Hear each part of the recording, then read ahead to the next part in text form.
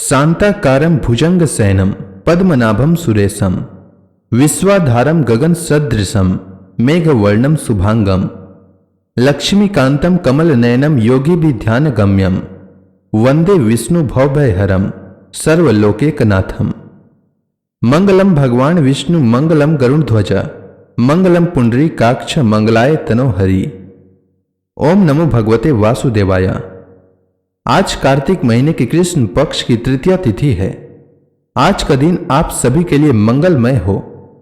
आज मैं कार्तिक मास की कथा का तीसरा अध्याय सुनाने वाला हूं।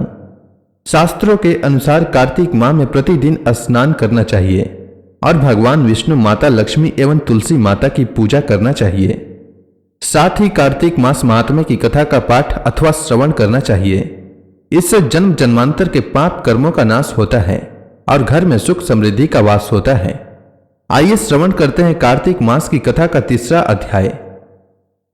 सत्यभामा भगवान श्री कृष्ण से कहती हैं, हे प्रभु, आप तो सभी काल में व्यापक हैं और सभी काल आपके आगे एक समान है। फिर यह कार्तिक मास ही सभी मासों में श्रेष्ठ क्यों है? आप सब तिथियों में एकादशी और सभी मासों में कार्तिक मास को ही अपना प्रिय क्यों कहते हैं? इसका कारण बताइए। भगवान श्री कृष्ण ने कहा, हे भामिनी, तुमने बहुत अच्छा प्रश्न किया है। मैं तुम्हें इसका उत्तर देता हूं, ध्यानपूर्वक सुनो। इसी प्रकार एक बार महाराज बेन के पुत्र राजा पृथु ने प्रश्न के उत्तर में देवर्षि नारद से प्रश्न किया था और जिसका उत्तर देते हुए नारद जी ने उसे कार्तिक मास की महिमा बताते हुए कहा, हे राजन, एक समय शंख नाम का एक राक्षस बहुत बलवान एवं अत्याचारी हो गया था। उसके अत्याचारों से तीनों लोकों में त्राही त्राही मच गई। उस शंखासुर ने स्वर्ग में निवास करने वाले देवताओं पर विजय प्राप्त कर इंद्र आदि देवताओं एवं लोकपालों के अधिकारों को छीन लिया। उससे भयभीत होकर समस्त देवता अपने परिवार के सदस्यों के साथ सुमेरु पर्वत की गुफाओं में बहुत दिनों तक छिपे रहे। तत्पश्चात वे निश्चिंत होकर सुमेरु पर्वत की गुफाओं में ही रहने लगे। उधर जब शंखासुर को इस बात का पता चला कि देवता आनंद पूर्वक सुमेरु पर्वत की गुफाओं में निवास कर रहे हैं, तो उसने सोचा कि ऐसी कोई दिव्य शक्ति अवश्य है जिसके प्रभाव से अधिकारहीन यह देवता अभी भी बलवान है। सोचते सोचते वह निर्णय पर पहुंचा कि वेद मंत्रों के बल के कारण ही देवता बलवान हो रहे हैं। यदि इनसे वेद छीन लिए जाएं तो वे बलहीन हो जाएंगे। ऐसा विचार कर शंखासुर ब्रह्मा जी के सत्यलोक से शीघ्र ही वेदों को हर लाया। उसके द्वारा ले जाए जाते हुए वेद भय से उसके चुंगल से निकल भागे और जल में समा गए। शंखासुर ने वेद मंत्रों तथा बीज मंत्रों को ढूंढते हुए सागर में प्रवेश किया, परंतु न तो उसको वेद मंत्र मिले और न ही बीज मंत्र। जब शंखासुर सागर से निराश होकर वापस लौटा तो उस समय ब्रह्मा जी पूजा की सामग्री लेकर सभी देवताओं के साथ भगवान विष्णु के शरण में पहुंचे और भगवान को गहरी निद्रा से जगाने के लिए गाने बजाने लगे और धूप गंध आदि से बारंबार उनका पूजन करने लगे। धूप दीप नैवेद्य आदि अर्पित किए जाने पर भगवान की निद्रा टूटी और वह देवताओं सहित ब्रह्मा जी को अपना पूजन करते हुए देखकर बहुत प्रसन्न हुए तथा कहने लगे, मैं आप लोगों के इस कीर्तन एवं मंगलाचारण से बहुत प्रसन्न हूं। आप अपना अभीष्ट वरदान मांगिए, मैं अवश्य प्रदान करूंगा। जो मनुष्य आश्विन शुक्ल की एकादशी से देवोत्थान एकादशी तक ब्रह्म मुहूर्त में उठकर मेरी पूजा करेंगे, उन्हें तुम्हारी ही भांति मेरे प्रसन्न होने के कारण सुख की प्राप्ति होगी। आप लोग जो पाद्य अर्घ्य आचमन और जल आदि सामग्री मेरे लिए लाए हैं, वे अत्यंत गुणों वाली होकर आपका कल्याण करेगी।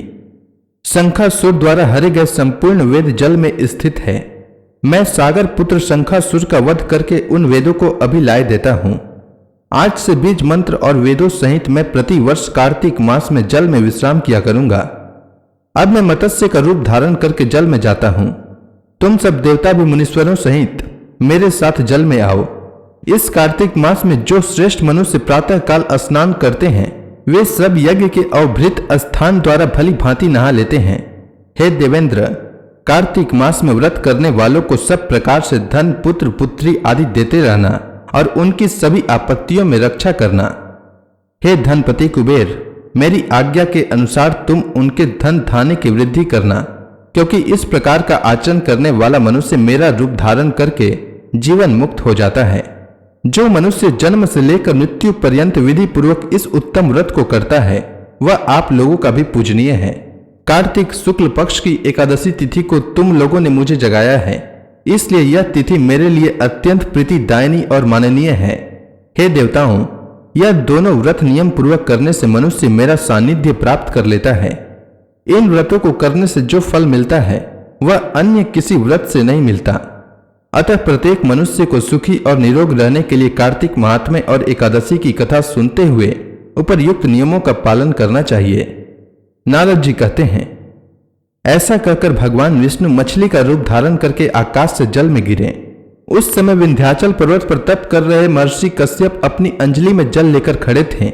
भगवान उनकी अंजलि में जा गिरे। महर्षि कश्यप ने दया करके उसे अपने कमंडल में रख लिया। मछली के थोड़ा बड़ा होने पर महर्षि कश्यप ने उसे कुएं में डाल दिया।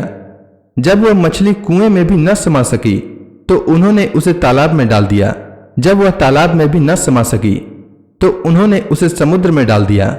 वह मछली वहां भी बढ़ने लगी। फिर मत्स्य रूपी भगवान विष्णु ने इस शंखासुर का वध किया और शंखासुर को हाथ में लेकर बद्री वन में आ पहुंचे।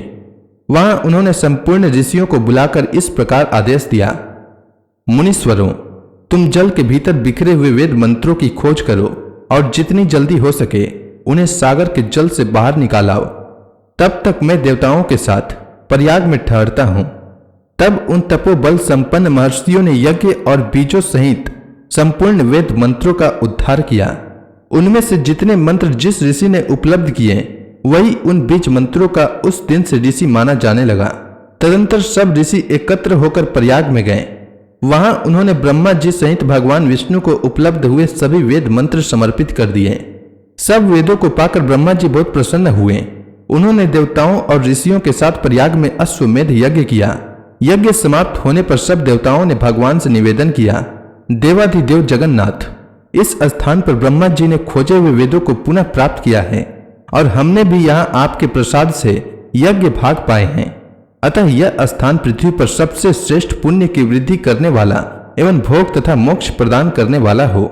साथ ही यह समय भी महापुण्यमय और ब्रह्मघाती आदि महापापियों को भी शुद्धि करने वाला हो तथा यह स्थान यहाँ दिए हुए दान को अक्षय बना देने वाला भी हो। यह वर दीजिए। भगवान विष्णु बोले, देवताओं, तुमने जो कुछ कहा है वह मुझे स्वीकार है। तुम्हारी इच्छा पूर्ण हो। आज से यह स्थान ब्रह्म क्षेत्र के नाम से प्रसिद्ध होगा। सूर्य वंश में उत्पन्न राजा भागीरथ यहाँ गंगा को लेकर आएंगे और वह यहाँ सूर्य कन्या यमुना से मिलेगी। ब्रह्मा जी और तुम सब देवता मेरे साथ यहाँ निवास करो। आज से यह तीर्थ तीर्थराज के नाम से विख्यात होगा। तीर्थराज के दर्शन से तत्काल सब पाप नष्ट हो जाएंगे। जब सूर्य मकर राशि में स्थित होंगे उस समय यहाँ स्नान करने वाले मनुष्यों के सब पापों का यह तीर्थ नाश करेगा। यह काल भी मनुष्यों के लिए सदा महान पुण्य देने वाला होगा। माघ में सूर्य के मकर राशि में स्थित होने पर यहाँ स्नान करने से सालों के आदि फल प्राप्त होंगे। देवाधिदेव भगवान विष्णु देवताओं से ऐसा कहकर ब्रह्मा जी के साथ वहीं अंतर ध्यान हो गए। तत्पश्चात इंद्र आदि देवता भी अपने अंश से प्रयाग में रहते हुए वहां से अंतर ध्यान हो गए। जो मनुष्य कार्तिक में तुलसी जी के जड़ के समीप श्री हरि का पूजन करता है वह इस लोक में संपूर्ण भोगों का उपभोग करके अंत में वैकुंठ धाम को जाता है। तो इसी के साथ कार्तिक मास महात्म्य का 3रा अध्याय पूर्ण हुआ। अब आगे की कथा मैं कल लेकर आता हूं। तब तक के लिए भगवान श्री हरि का नाम लेते रहें। तो प्रेम से बोलिए विष्णु भगवान की जय, श्री कृष्ण भगवान की जय, तुलसी माता की जय, लक्ष्मी माता की जय, समस्त देवी देवताओं की जय।